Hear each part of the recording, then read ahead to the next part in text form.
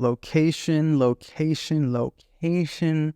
This is so important. Probably one of the biggest, if not the biggest decision that you will make when considering to launch and start a juice bar brick and mortar business. So what makes the perfect location? What are the things that you want to think about? And as I mentioned previously, access.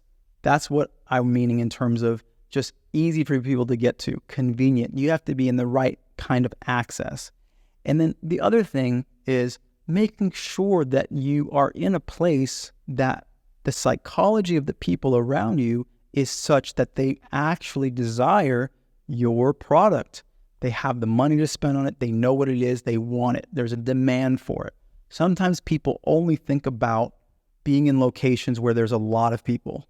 But the reality is you can be around a lot of people who don't want to buy your product. And so that isn't the only factor. You really have to be aware of, are there enough people and do they want your product?